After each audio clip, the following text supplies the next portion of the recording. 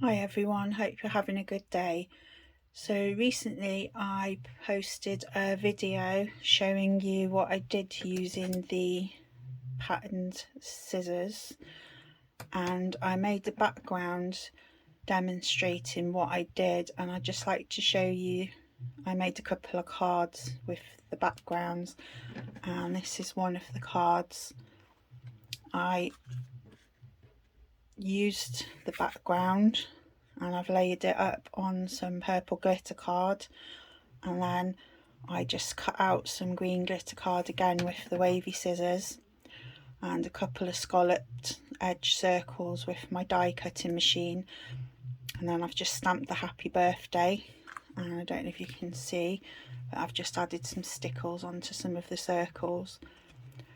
And then I've got another one that I'm just going to put together quickly, which was the opposite, and I'm going to get it ready here. So I've just literally used the opposite colours, so where I've used the purple and green there, I've switched it around on here with the leftovers. So this was the background I made, and I've cut it with my square die, and then I'm just going to layer it. I'll just do it on camera quickly. I know you'll already know how to do this, but I'll just put it together quickly while we're on camera. I absolutely love this colour combination, and I couldn't wait to make a card with it when I saw it put together from the demo that I did. It looks modern and retro at the same time. So I have a bit of tacky glue here, and the reason I use both tape and glue is over time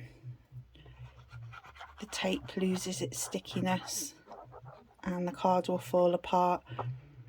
The reason I use the glue is I use it quite sparingly, because if you put it on too thick, your card, you'll see it warp the paper.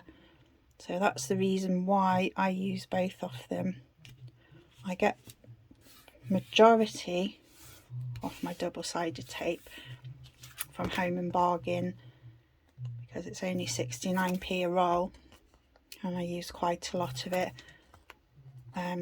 If you shop around for your crafting supplies, you can get quite a good deal on these are things we need to stock up on regularly, so that's why I think the 69p is a really good price for it. I think it's a lot more in Hobbycraft. I'm not quite sure how much it is in the range, but Home and Bargain's my go-to for it. So I'm just putting some glue on the back of this, and this card I put it sideways. But for this one I'm going to do it the other way around. I just think they look really different.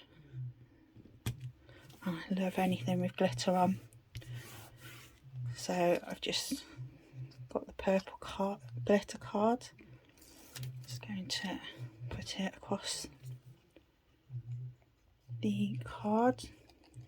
It's just got like a little band going across, so I can have it either way, that way or the other way. I'm just going to put it this way, but I left a tiny little bit at the edge because the square die that I used has a pattern on it, and I didn't want to lose the pattern, because obviously this is straight and then the card's got like zigzags on it. Sorry, not the card, yeah, the outside, so didn't want to lose the shape of that. I put the double-sided tape on just for quickness really, and I got my tiny bottle of tacky glue out because I keep forgetting to store my big bottle upside down because there's not much left in it. For some reason it takes so long for the glue to flow. I forgot just before I put that on, I've got another little bit here. Just from where I cut this out, there was like a border left, so I thought, don't want to throw that out, I'll do something else with it. So Just put it on here, across the band. Doesn't matter if it's not straight because the card's a bit retro-y out there anyway. So put this on first, and I think this is quite stark. It stands out a bit much, doesn't quite match the card. So what I did is I've just got a tiny bit of Memento ink here and my yellow brush, which is slightly different colours, but it doesn't matter. It's just to take the starkness off it. I just literally put in a little bit around the edge. I've probably made it even brighter now, but just leave a little bit in the middle. And I just went through all my stamps and found one that fit on here, and I've stamped it with purple ink, which was this Vibrance one that I found amongst all my ink pads. I'm not really bothered about all the branded stuff, I just buy whatever. So then I just put this on. It's best to add a bit extra glue with it being glitter card. So just stick a happy birthday on. It can be suitable for many different occasions, but I just pulled a happy birthday stamp out.